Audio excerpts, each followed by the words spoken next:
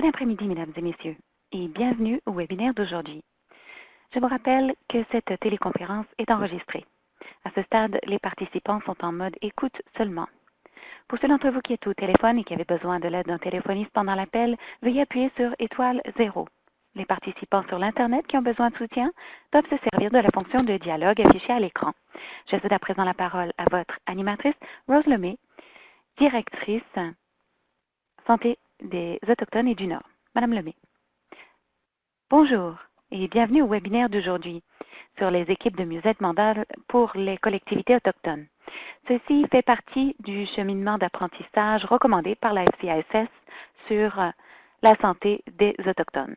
Je suis donc directrice auprès de la FCASS pour la santé des Autochtones et du Nord. Je m'intéresse à la culture et la compétence culturelle. Nous aidons aussi les organisations qui sont sur le cheminement de la réconciliation. Bienvenue à tous ceux qui sont en ligne aujourd'hui. Tandis que je présente nos conférenciers invités, je vous demande de vous présenter vous-même dans la boîte de dialogue. Veuillez également nous signaler combien de personnes se trouvent avec vous dans la salle. Dans cette boîte de dialogue, vous pouvez nous dire si vous êtes seul ou accompagné de 2, 3 ou 4 personnes. Nos conférencières sont Nancy Helferty, auprès de Santé Canada, Jan Dewar-Cadigas, des services de santé traités 2 et 4 de Manitoba, ainsi que Larry House, directeur des équipes de mieux-être mental juste à l'extérieur de la baie James au Québec. Nous avons aussi nos productrices, Sheena Powell et Kelly Ripley, qui travaillent ici en coulisses. Nous sommes ravis de voir tant de personnes se joindre à nous aujourd'hui pour entendre davantage parler de ces équipes de mieux-être mental. Quelques questions d'ordre administratif avant de commencer. L'interprétation simultanée est offerte pour tous les webinaires sur appel de la FCASS. Veuillez noter que ceci peut occasionner quelques pauses pendant le dialogue d'aujourd'hui. Nous vous invitons à vous servir de la langue officielle de votre choix lorsque vous saisirez vos questions et observations dans la boîte de dialogue. Afin de garantir qu'on tire le meilleur parti possible de notre temps, votre écran est scindé en deux, de sorte que nous ayons les exposés en français et en anglais disponibles en même temps. Il y aura un petit retard pour faire avancer les diapositives en français. Si vous choisissez d'élargir un des exposés, vous n'avez qu'à cliquer sur les 4 flèches diagonales pour obtenir le plein écran. Si vous agrandissez l'exposé en plein écran, vous couvrirez temporairement la boîte de dialogue. Vous pourrez revenir à l'écran original et à la boîte de dialogue en recliquant sur ces mêmes flèches. En plus des objectifs d'apprentissage présentés ici, nous voulons en apprendre davantage sur la coordination offerte par les équipes de mieux-être mental pour les peuples autochtones et leurs familles et les liens qu'elles établissent entre les diverses cultures dans l'intérêt des clients.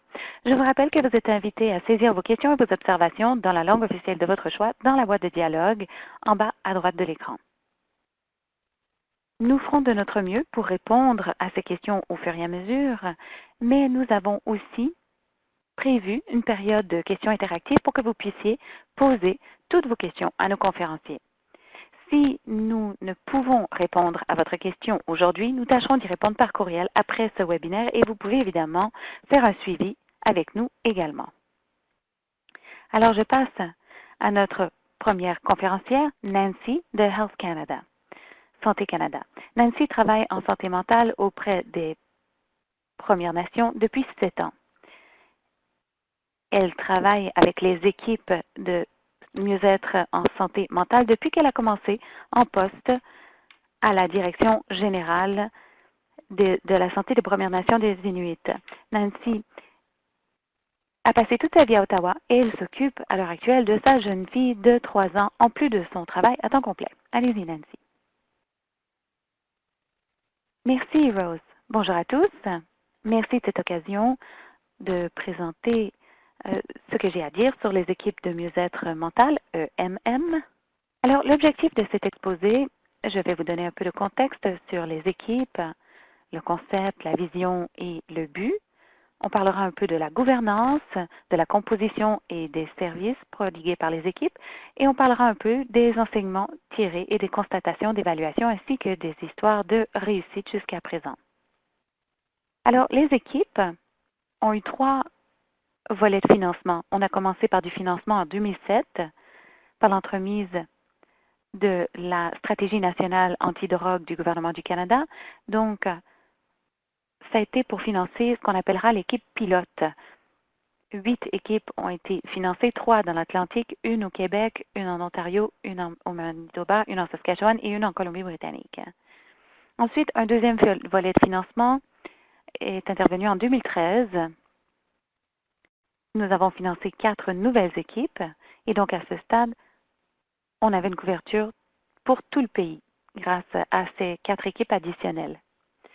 Et la dernière annonce de financement est intervenue cet été, en 2016, où 69 millions ont été annoncés sur une période de 3 ans pour soutenir diverses mesures, dont l'augmentation du nombre des équipes de 11 à 43, donc pour les communautés les plus à risque. Et ces équipes sont en cours de constitution. Les régions travaillent avec nos partenaires. Alors, un peu de contexte sur la direction générale. Le cadre de continuum du mieux-être mental des Premières Nations oriente tout notre travail. C'est donc un cadre qui a été élaboré avec nous-mêmes, l'Assemblée des Premières Nations, ainsi que des leaders autochtones du domaine de la santé mentale et de diverses organisations non gouvernementales.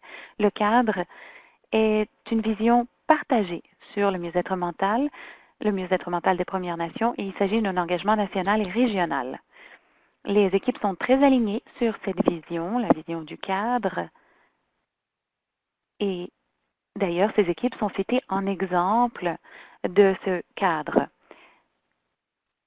Il s'agit d'établir un lien avec les services existants, assurer un meilleur accès, offrir des soins culturellement appropriés, le renforcement de la capacité, tout cela est conforme au cadre. Maintenant, le concept des équipes. Et selon la communauté, cette équipe prend une forme différente.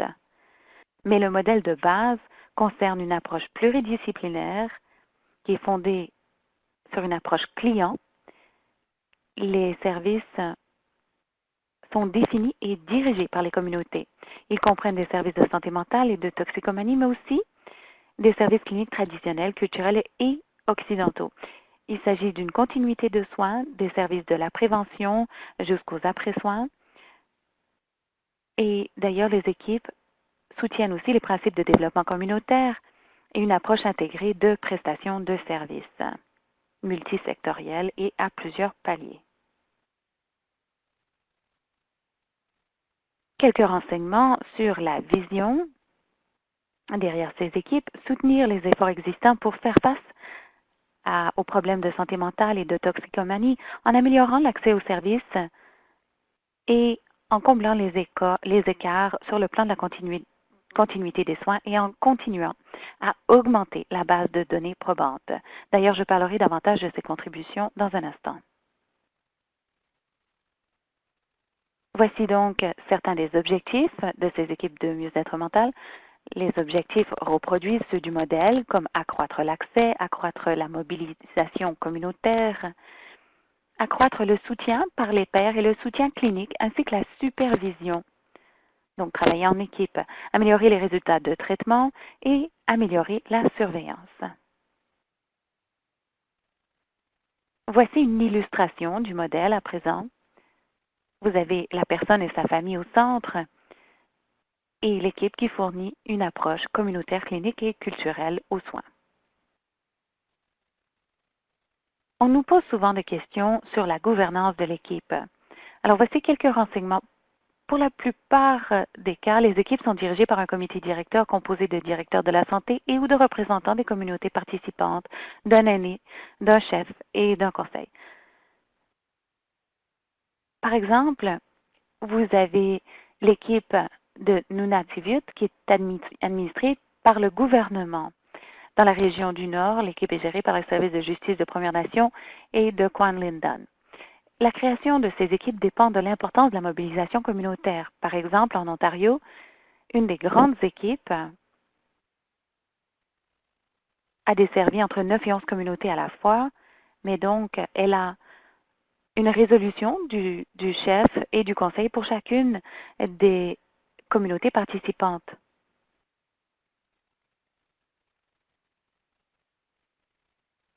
Cette équipe a passé une année complète à travailler à la mobilisation communautaire. C'était une des équipes pilotes avant de mettre ces activités en œuvre.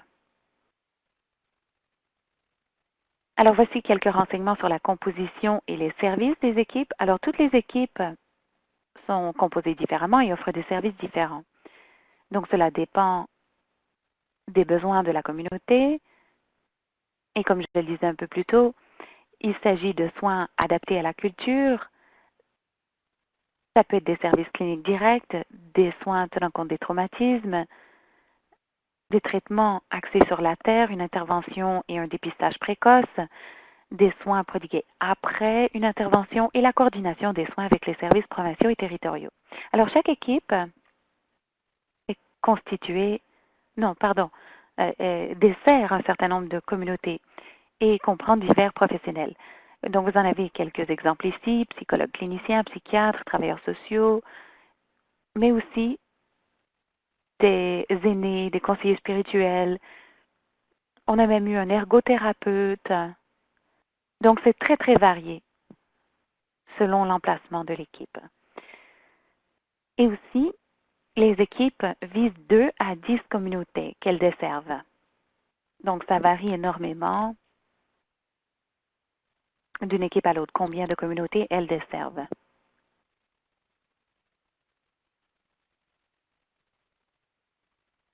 Ici, vous avez quelques enseignements tirés. Ce sont des enseignements tirés des équipes pilotes. Alors, le premier volet de financement de 2007. Nous avions donc élaboré un rapport qui réunissait les principaux enseignements tirés de ces 8 premières équipes. Voici donc une liste de certaines de ces leçons apprises. Je ne vais pas toutes les passer en revue, mais je vais en cerner quelques-unes. Entre autres, travailler avec les communautés qui se disent prêtes, faire participer les membres de l'équipe aux consultations communautaires, il y a la planification initiale, l'établissement d'une stratégie pour les ressources humaines et l'esprit d'équipe, participer et planifier les évaluations dès la conception, et également adopter une approche de développement communautaire. En 2015,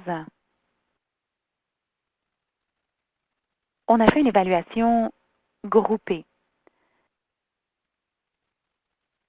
Donc, tous les programmes relevant de notre direction générale. Et nous avons examiné les équipes de mieux-être mental. Nous avons pu obtenir des constats très intéressants à partir de cette évaluation. En voici seulement quelques exemples. Essentiellement, les 3 principaux impacts des équipes sont l'accès aux services cliniques, donc des services professionnels adaptés à la culture, l'amélioration de la coordination des services ainsi que de la formation et des ressources, et une équipe dédiée de professionnels qui s'emploient à répondre aux besoins de mieux-être mental des communautés spécifiques. Alors, ce qui est intéressant, c'est que les évaluateurs ont pu fournir une comparaison des communautés qui n'avaient pas d'équipe de mieux-être mental par rapport à celles qui en avaient une. Et vous allez voir dans ce tableau que les communautés qui avaient une équipe de mieux-être mental avaient plus de soutien, se sentaient soutenues, les services sont de plus en plus proactifs, les équipes cherchent les personnes les plus vulnérables, les communautés ont accès à des services spécialisés, il y a une augmentation des ressources et une meilleure coordination des services. Donc, des résultats très prometteurs. Alors, je passe à présent aux histoires à succès qui nous proviennent des équipes. Certaines feront un exposé après mon exposé d'ailleurs. Alors, voici quelques exemples. Alors, toutes les 4 des équipes de la Saskatchewan ont répondu à de multiples situations de crise dans leur zone de compétence, leur zone de desserte. Par exemple, en 2015, pendant les incendies de forêt dans la province, les équipes ont géré les besoins en matière de mieux-être mental de plus de 1500 personnes évacuées. Alors ça, c'est un excellent exemple du travail quotidien de l'équipe, mais également d'un travail ponctuel en cas de crise. Dans la région du Nord, l'équipe de Jackson Lake est devenue leader en matière de guérison centrée sur le territoire. L'équipe en Ontario a pu accroître l'accès aux services spécialisés, notamment en offrant des soutiens à la communauté, comme en trouvant et en recrutant des prestataires. Et au moins 2 équipes ont créé un programme de visite à domicile. Et ce sont généralement les membres de l'équipe qui euh, discutent avec les personnes les plus vulnérables, frappent à leur porte et leur trouvent de l'aide.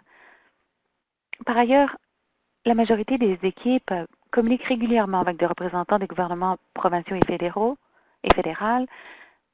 Et d'ailleurs, l'équipe du Nouveau-Brunswick, enfin la province, a fourni des services de soins psychiatriques aux équipes de mieux-être mental. Donc, elles sont devenues membres de l'équipe. Et le dernier exemple de Nunavut, l'équipe est soutenue au sein de chaque communauté et dans toute la région par un réseau de professionnels. Donc, des services à la jeunesse et à la famille, des infirmières, des médecins, des travailleurs auprès de la jeunesse, les conseils scolaires. Donc, un groupe très diversifié d'organisations qui appuient cette équipe. Et à la dernière diapositive, il y a quelques liens où vous trouverez des renseignements additionnels. Alors d'abord, vous avez le cadre du continuum du mieux-être mental des Premières Nations. Vous y trouverez un document résumé ainsi qu'un document complet.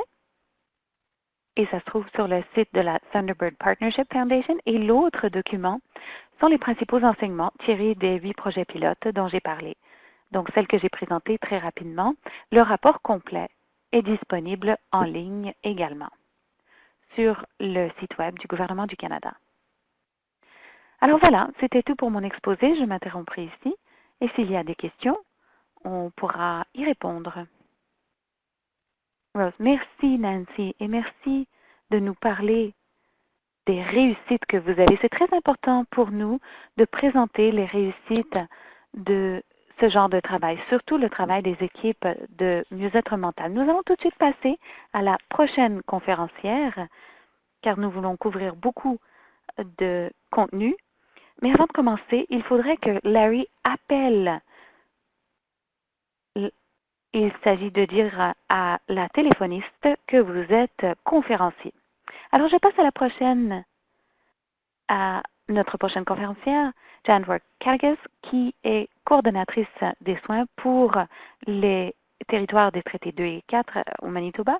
Comme coordonnatrice, Jan est responsable de tous les aspects du projet des équipes de mieux-être mental. On parle des équipes provenant du Conseil tribal, des autorités de santé et d'autres partenaires. Elle a un baccalauréat en psychologie et elle est fière membre d'un groupe autochtone du nord-ouest de l'Ontario.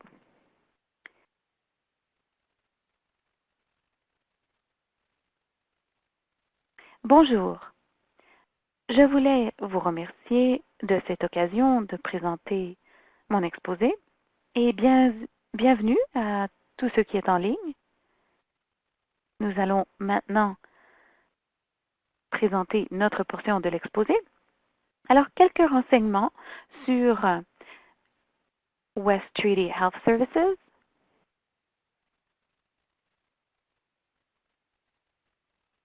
En 2013, nous avons été constitués en société et nous sommes également agréés depuis 2015 par le Conseil d'accréditation canadien. Et c'est pour une période de 3 ans. Donc, on est très heureux d'avoir reçu cet agrément, une reconnaissance de notre travail. Voici donc notre situation géographique au Manitoba. Nous sommes dans la partie ouest centrale. Il y a 4 communautés qui se trouvent au nord du parc national et 3 communautés au sud. Les 4 communautés au nord sont Pine Creek, Ochichacosipi et Ebbflow, et au sud, Kipakunen, Rolling River et Gamblers.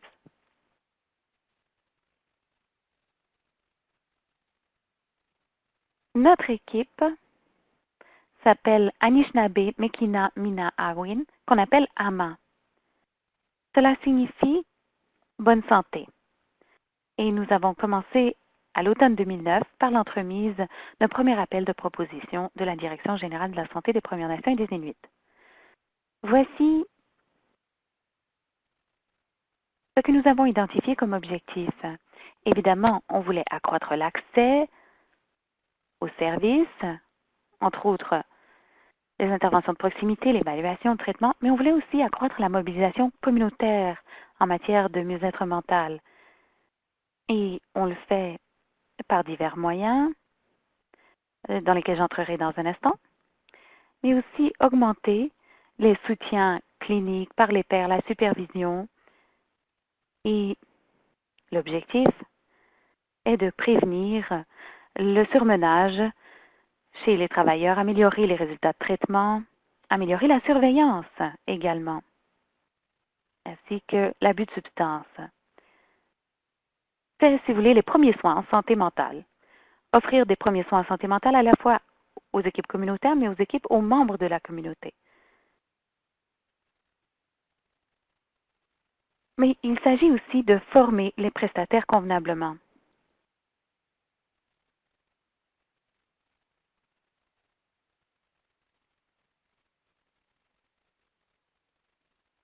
Nous avons une équipe tribale AMA.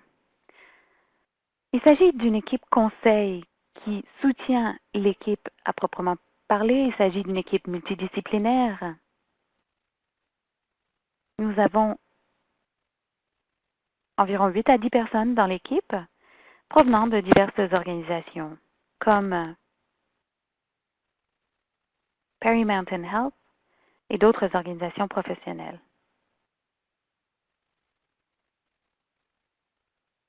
Nous sommes là pour aider l'équipe communautaire et pour le moment, nous avons un conseiller en soins spirituels, nous avons des coordonnateurs de programmes de West Region Treaty Health, nous avons des travailleurs autochtones, des professionnels en santé mentale et un superviseur clinique pour l'équipe tribale.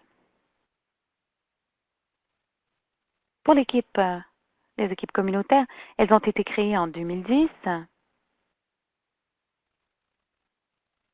Il y a donc un chef d'équipe, un chef suppléant, et il y a généralement un aîné, un jeune. Le représentant des jeunes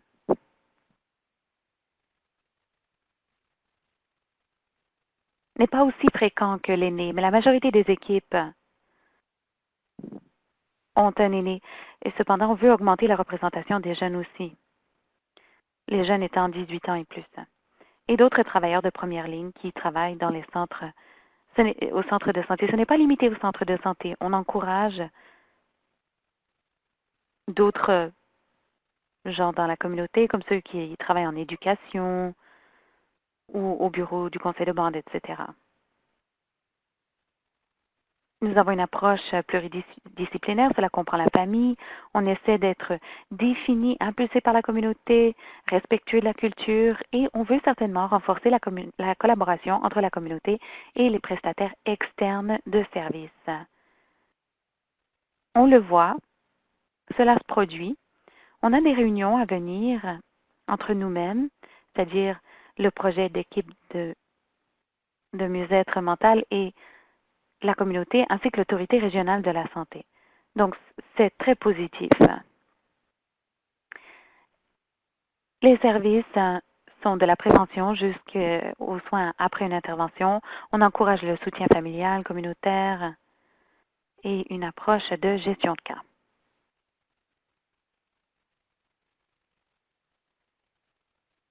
Donc, on contribue à des interventions immédiates en cas d'incident critique.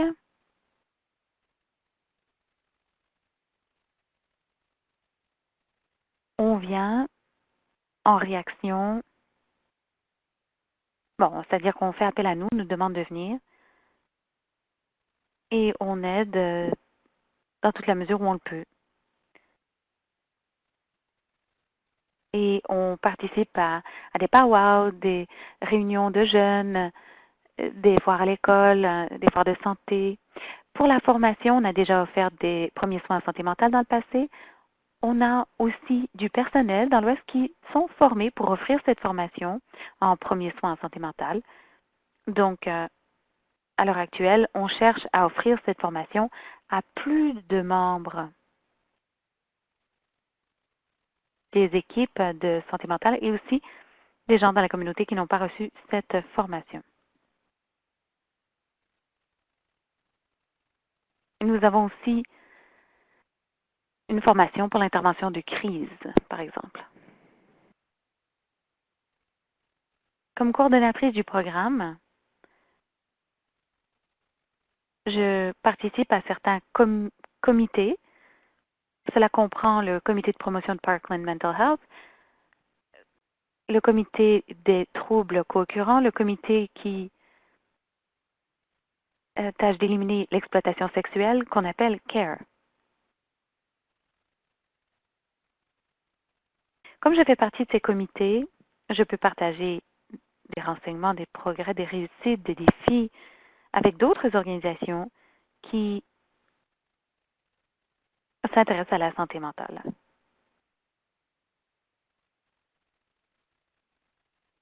Tout cela contribue à améliorer les relations entre services avec ces organisations qui participent comme l'Association des troubles de l'humeur du Manitoba, Perry Mountain Health, le ministère de la Santé, les dirigeants des troubles co-occurrents, CARE, ainsi que l'Association de santé mentale du Canada. Et nous collaborons avec tous les programmes et services de l'autorité sanitaire. Nous avons la participation des aînés et des jeunes. Chacune des équipes communautaires a son propre mandat, ses propres attributions. Nous avons des classeurs à la disponibilité des équipes pour qu'elles y consignent leurs procès-verbaux, etc. Et les équipes produisent leurs propres dépliants et panneaux d'affichage. Nous avons des réunions régulières des équipes tribales et communautaires sur une base trimestrielle. Il y a un rassemblement de mieux-être d'AMA. Dans le passé, on le faisait 2 fois par année. À présent, on le fait 1 fois par année. Et c'est un rassemblement qui réunit les 7 équipes communautaires afin qu'elles puissent partager. Chaque équipe fait un rapport sur ce qui se produit dans sa communauté, ses réussites et ses échecs, etc. Et on leur offre aussi des conférenciers selon ce qui les intéresse. Par exemple, dans le passé, on a fait venir des conférenciers du côté de la santé mentale, surtout pour la loi sur la protection des renseignements privés en santé, ainsi que des ateliers de la dépression au testament, par exemple, toutes sortes de choses. On a eu quelques réunions d'aînés qui ont très bien réussi aussi.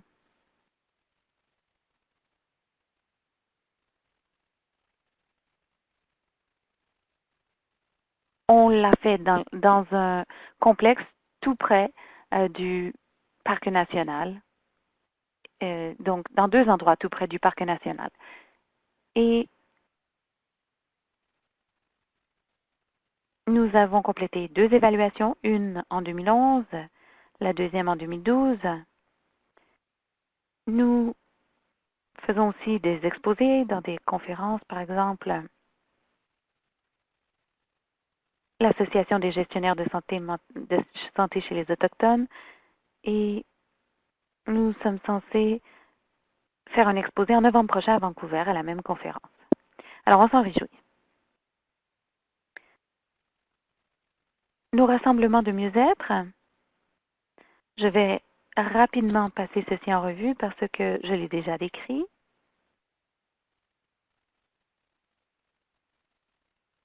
Cette photo provient d'un de nos rassemblements, le rassemblement des aînés. Le premier rassemblement portait le thème du visionnement. C'était un atelier sur la vision, reprendre en main notre esprit. Pour le deuxième rassemblement, on a continué dans le même thème, c'est-à-dire comment retrouver notre esprit du point de vue des aînés.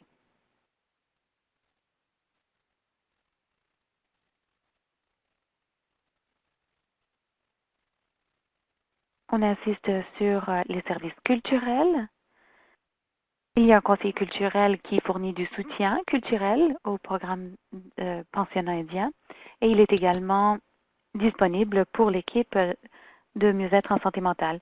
Il enseigne toutes sortes de pratiques traditionnelles de guérison.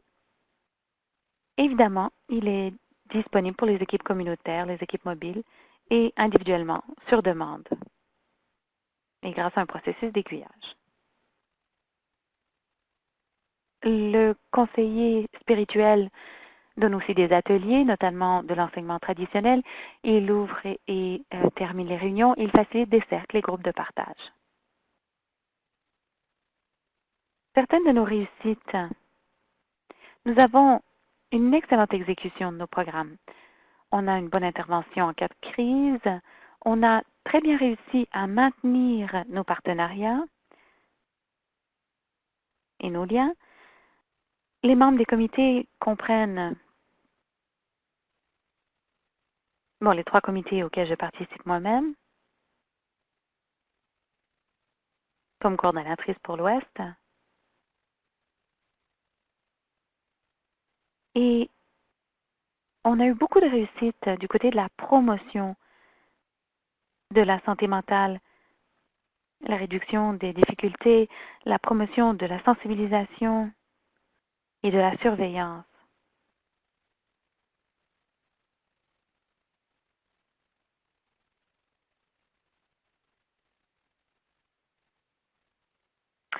Bon, à mon écran, il semble que j'ai perdu la connexion. Alors, je ne peux plus faire défiler mes diapositives moi-même.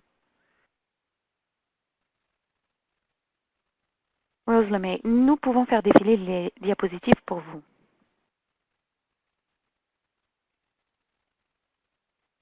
Jan Dan Karakas. Alors, prochaine diapo.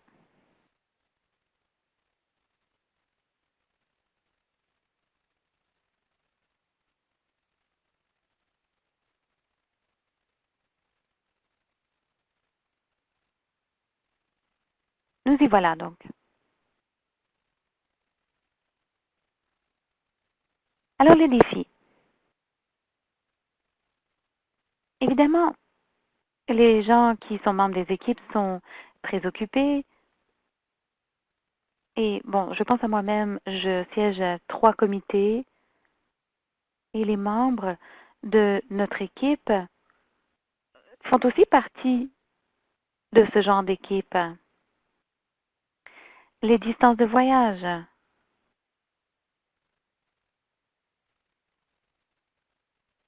Certaines de nos communautés sont à 2 heures de route. Alors ça peut avoir une influence sur la fréquence de la participation. Qu'est-ce qu'on aimerait faire? Eh bien, augmenter la représentation des jeunes. Il y a beaucoup de roulement dans le personnel aussi dans la communauté. Donc, la constitution de l'équipe change dans certaines communautés, pas toutes, assez fréquemment. On peut toujours faire plus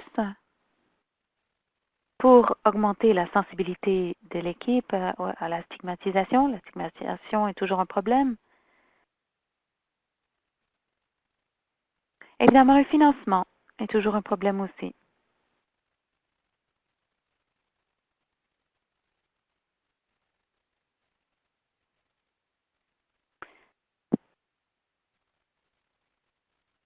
Alors, on voudrait rapidement présenter le manuel de procédure pour les interventions de crise qu'on a révisé.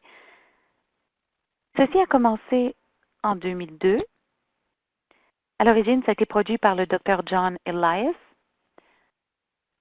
au Centre de santé tribal de la Nation Crie, The PAM. Ça a été révisé en 2003 par l'ancien service de santé de West Treaty Health. Et ensuite, on a commencé une autre révision en 2012 avec une équipe du personnel de West Region.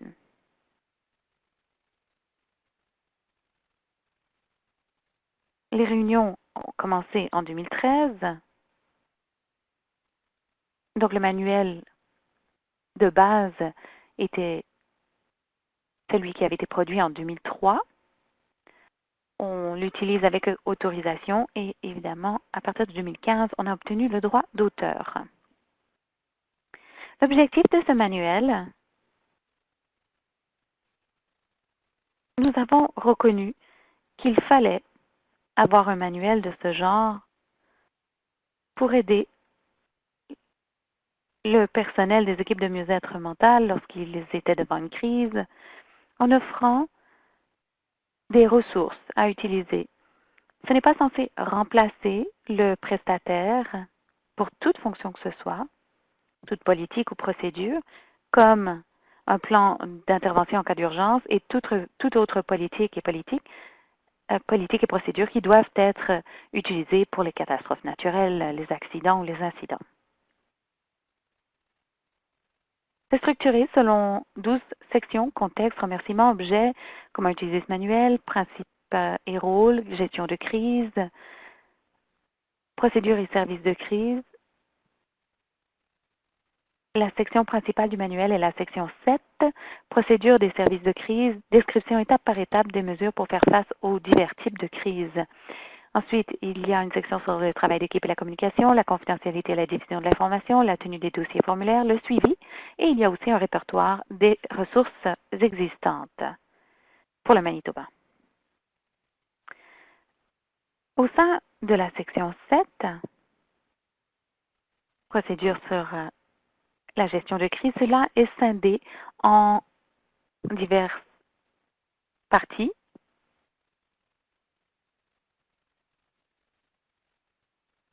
Ce sont les zones couvertes par les procédures des services de crise. D'abord, le counseling de base, ensuite le risque de suicide, le décès par suicide, la perte et le deuil, le traumatisme, la violence et les mauvais traitements, la négligence, la maladie grave et la dépendance, l'accoutumance, y compris les troubles concomitants.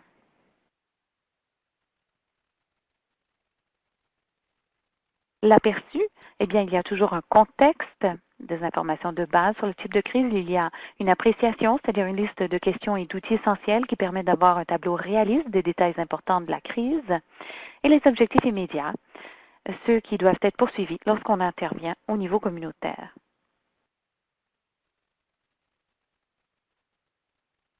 Et histoire de ventiler le tout encore davantage, il y a aussi des lignes directrices dans l'intervention, des choses à faire et à ne pas faire, à faire, c'est-à-dire des mesures pratiques, et les choses à ne pas faire, c'est-à-dire des erreurs communes qui peuvent causer plus de tort que de bien.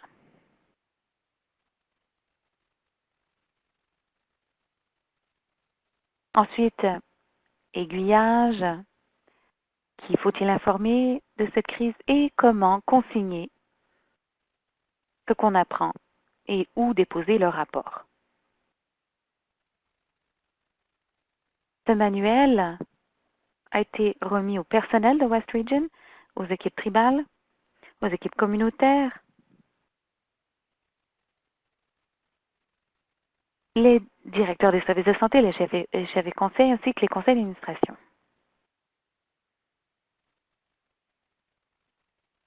Cela conclut ma portion de ce webinaire.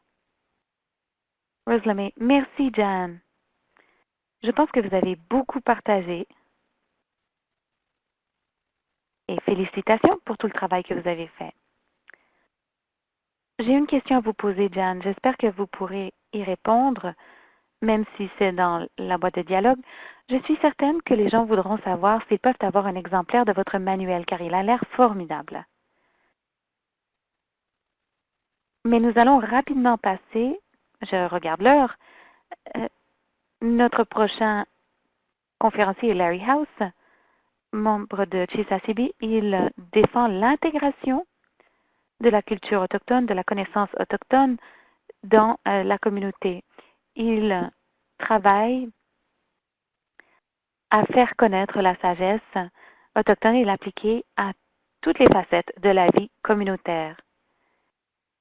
Il a vécu des sévices, il a vécu les pires moments de la colonisation. Larry est résilient et c'est un testament de la résilience des peuples autochtones. Larry, allez-y. Larry House. Bonjour à tous.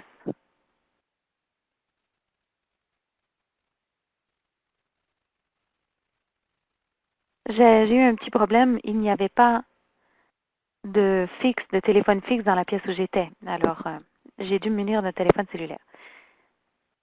Je travaille à Chisasibi.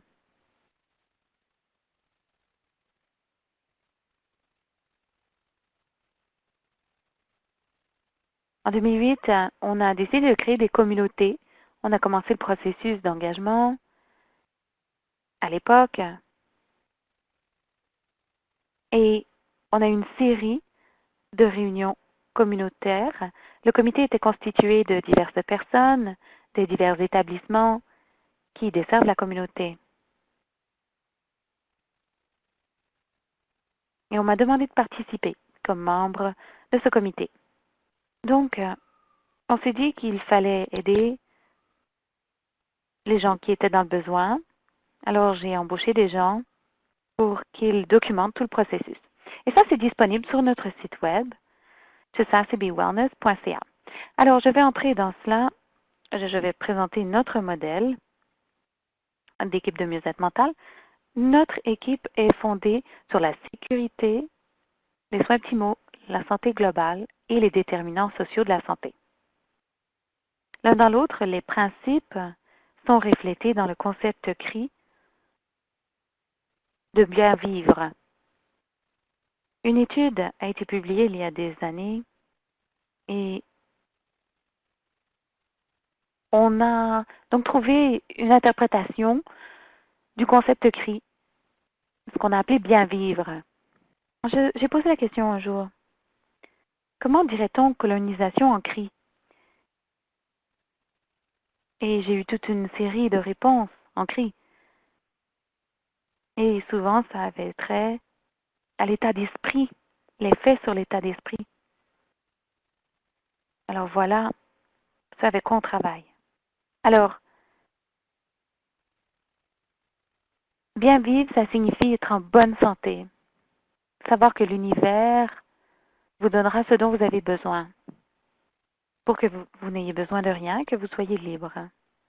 Alors, ça signifie qu'on peut chasser, piéger, poursuivre d'autres activités liées à la terre, avoir accès à des aliments de qualité, viande de gibier, produits de la terre, ainsi qu'à la chaleur, de profiter de la vie et de participer activement dans la communauté. Le modèle de l'équipe de mieux-être mental parle de sécurité culturelle. C'est un modèle centré sur la personne. Je n'aime pas tellement le mot client, centré sur le client. Je préfère centrer sur la personne. Et la santé globale comprend tous les aspects mental, physique, spirituel et émotionnel. Il faut permettre à la personne de participer activement aux choix et aux décisions sur sa santé. Des compétences qui encouragent une rencontre respectueuse de la culture et ce tout au long de la vie. Cela comprend un répertoire de services, de prévention, de soins et d'après-soins. Des réponses aux crises, une coordination et une planification des soins, un traitement tenant compte des traumatismes, la santé globale, donc interconnexion entre le comportement mental, physique, spirituel, émotionnel, je le disais plus tôt, une harmonie entre tous les éléments qui conduit à un mieux-être optimal. La culture, donc, est considérée comme un modèle d'intervention. Nous empruntons le concept du cadre du continuum sur le mieux-être des Premières Nations. Alors, les déterminants sociaux de la santé, on ne peut plus attribuer le fossé en matière de santé uniquement aux différences dans les habitudes de vie, comme l'alimentation ou le tabagisme. Il faut également reconnaître que des modes de vie malsains sont souvent liés à des déterminants tels que la pauvreté, un faible niveau d'instruction, le manque d'éducation, les mauvaises conditions et infrastructures de vie, par exemple l'inaccessibilité à de bons emplois ou à de bonnes écoles. L'intégration et la collaboration à l'échelle locale, c'est la clé du succès. Il faut également supprimer l'effet de cloisonnement, de silo. Le rôle du comité dans la communauté, l'organe a été créé ça a été créé par un règlement. Il existe un règlement adopté par le gouvernement des Premières Nations d'ici, et cela vise à établir des priorités parmi les enjeux qui touchent la communauté. On a reçu du soutien de toutes sortes de collaborateurs comme le conseil de santé écrit, le, le chef et le conseil. Alors, c'est les divers services avec lesquels on travaille. L'équipe de mieux-être est un prolongement de ce comité. Et notre initiative était une activité communautaire à la base. Nous faisions toutes sortes de petits projets pour tâcher de déterminer, pour donc identifier des enjeux qui ont besoin d'un travail constant. Dans la page précédente, lorsque j'ai parlé du continuum de soins et de sécurité culturelle, depuis notre examen de la littérature scientifique, on a préparé ce programme, à savoir comment s'occuper d'un enfant de sa naissance à l'âge de 13 ans, ce que doit savoir, ce que doit vivre un enfant, comment les parents doivent le préparer. Et vous savez, je me suis demandé pourquoi ça n'avait jamais été mis en œuvre, pourquoi ça n'avait jamais été appliqué ou que ce soit. Et la seule réponse qu'on m'a donnée, c'est que la gouvernance a toujours été externe comme processus communautaire afin de mettre en œuvre ce que l'on voulait faire, entre autres les aînés, avec le soutien du conseil de santé écrit, le conseil préscolaire et le conseil de bande, c'était de permettre aux aînés de faire ce qu'ils avaient à faire et de permettre aux services de faire appel à leur sagesse. Donc, il y a beaucoup de demandes pour la guérison traditionnelle, beaucoup d'ateliers et d'activités culturelles. Nous avons collaboré avec les grands-mères. Les grands-mères ont parlé pendant une rencontre culturelle. Il a fallu 3, 4 jours. Et un matin, elles ont parlé de puberté. Elles ont fait des cérémonies de 4 heures du matin à 8h30. Et ça montre bien à quel point elles étaient déterminées d'aider. Et ces ateliers sont très bien achalandés. Je ne sais pas comment les grand-mères l'ont fait, mais elles se sont arrangées avec le météorologue pour qu'il fasse beau. Elles ont pu aller marcher à 4 heures du matin sans trop s'inquiéter. Alors, c'est le genre de choses dont on parle lorsqu'on parle d'activité culturelle.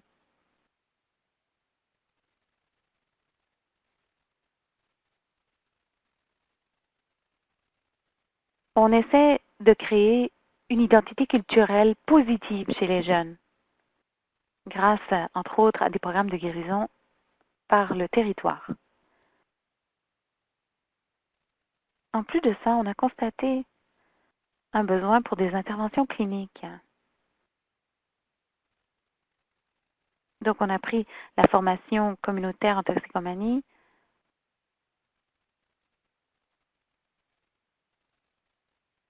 On a pris des diplômés de cela pour les former en, en guérison par le territoire. Et on a une collaboration formelle avec certains conseils sanitaires, avec la santé mentale.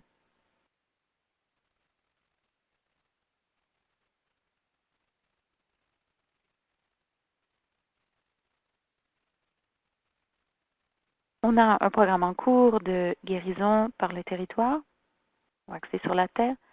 On a eu une formation en partenariat avec la Thunderbird Partnership Foundation. On a eu une conférence récemment. On ne savait pas comment l'appeler et on l'a appelée conférence de l'innovation, car on voulait faire intervenir le développement économique pour voir comment on pouvait collaborer mieux afin de créer des communautés plus prospères et en santé, où on trouve de l'espoir et de bons emplois. On a embauché jusqu'à 25 personnes localement jusqu'à présent. La majorité de nos clients proviennent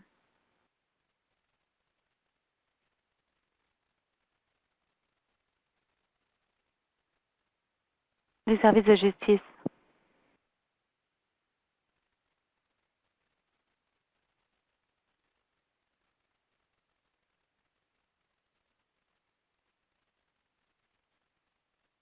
On a eu du mal à convertir les services correctionnels au, au programme de guérison axé sur la terre, mais une fois qu'ils l'ont compris, ils ont accepté d'agir en partenariat avec nous et de libérer nos clients. Donc, on a des rencontres en cours. Un grand nombre de nos défis ont trait à la volonté de collaborer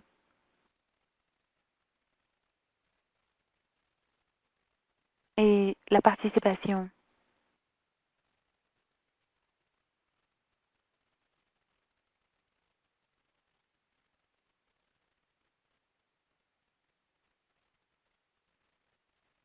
Le chef du service administratif du conseil a organisé des séances, dont une ce soir avec le conseil CRI de la santé, afin qu'on puisse collaborer avec le centre de toxicomanie.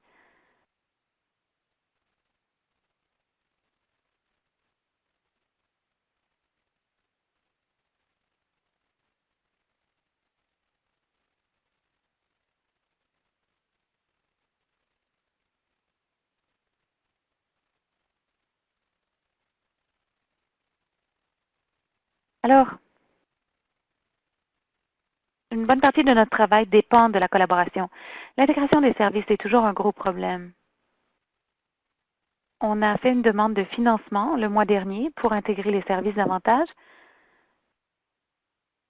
Étant donné les politiques et protocoles de chacune des parties prenantes, on a beaucoup de roulements de personnel parce qu'on ne peut pas garantir le financement, c'est-à-dire que le financement n'est pas garanti, donc il est difficile pour nous de garantir les postes.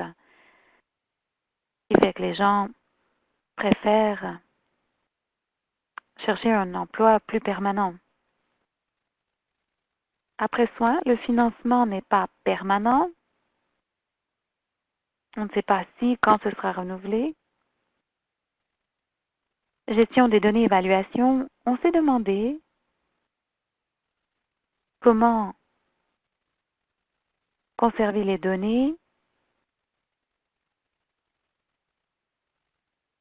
entre les services utilisés par les clients, utilisés par chaque membre de la communauté, de sorte que tout le monde ait les mêmes renseignements, justice, santé, travailleurs sociaux, école.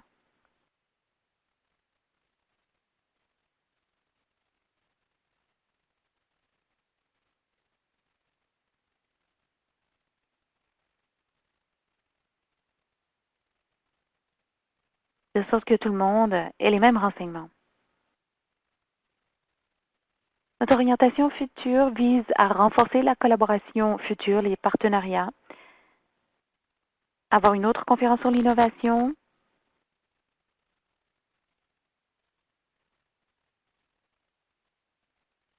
On a 2 réunions prévues sur le mieux-être avant le mois de mars et on a envoyé un projet à justice, intervention de santé mentale, à titre de prévention du crime.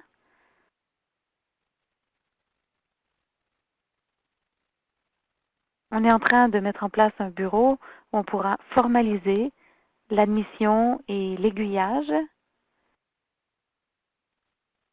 On va commencer à déployer nos travailleurs, ceux qui ont terminé la formation, ça c'est sur le terrain, et on va commencer à travailler en collaboration avec le Conseil des jeunes et l'Association des femmes. Pour le moment, on a un projet pour la guérison axée sur le territoire. Il y a un petit groupe déployé déjà.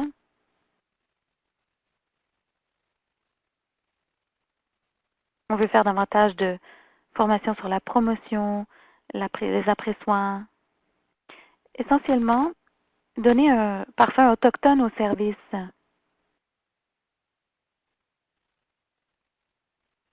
Parler des cercles de guérison, des aînés, du counseling, de l'intégration de la culture dans les interventions. On a participé à certains groupes de soutien aux survivants des pensionnats. On a collaboré avec eux pour certains aspects de leur travail. On a financé la participation de conférenciers, entre autres sur les pensionnats.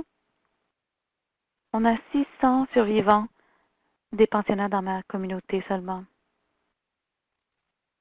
On a une résolution au niveau de la bande visant à mettre en place un centre de bien-être. On a une lettre de tous les cliniciens, médecins, infirmières, disant essentiellement qu'on est en crise et que quelque chose doit être fait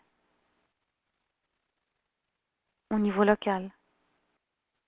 Alors voilà ce à quoi nous travaillons. On a une demande de l'hôpital Douglas, de santé mentale, de Toronto,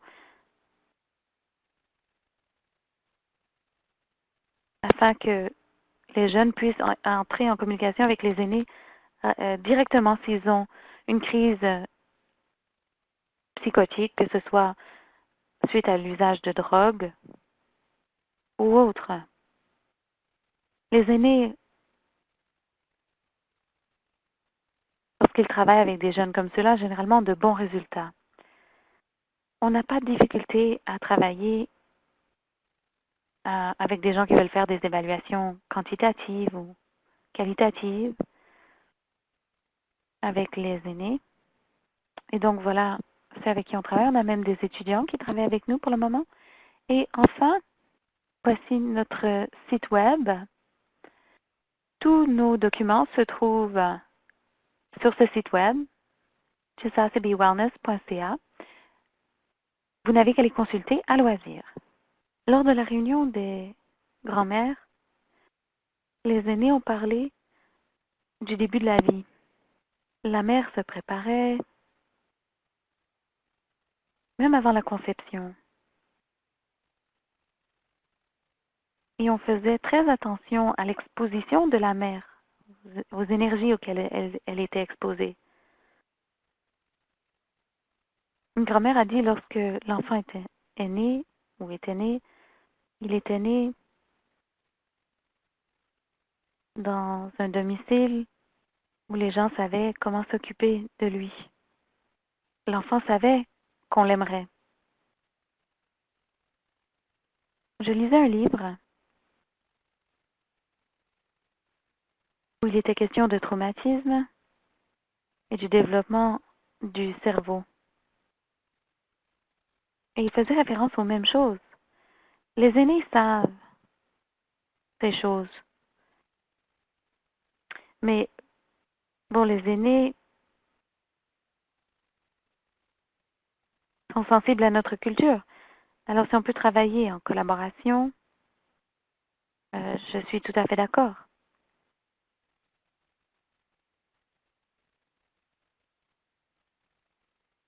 Et donc, je conclurai ici. Rosalie, merci Larry, merci d'avoir partagé les connaissances des aînés et du territoire d'où vous venez. C'est toujours bien d'entendre les gens parler de leurs connaissances, des gens qui comprennent le territoire comme personne d'autre. Alors aujourd'hui, nous avons entendu parler d'équipes de mieux-être mental et du programme général de santé mentale de Jan et de Larry et de réussite du Manitoba et du Québec. Nos conférenciers, Jan et Larry, ont parlé de ce qu'ils avaient fait, de ce qu'ils avaient vu se produire grâce à ces équipes, et les résultats sont différents, et ça, c'est une bonne chose.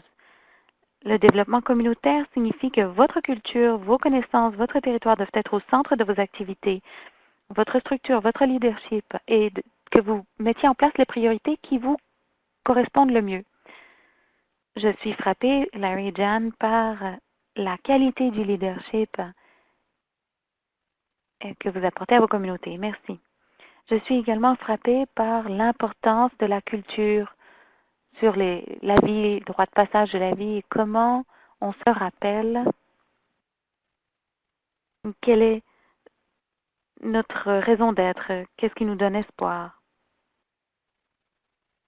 Vous verrez que vous pouvez communiquer avec Larry. Vous voyez son information, ses coordonnées à l'écran. Jan aussi a ses coordonnées dans sa partie de son exposé. Jan a répondu à la question à savoir si le manuel était disponible. Il n'est pas encore tout à fait disponible. J'espère, Jan, que lorsqu'il sera rendu disponible, vous voudrez bien le partager avec nous. C'est une ressource formidable.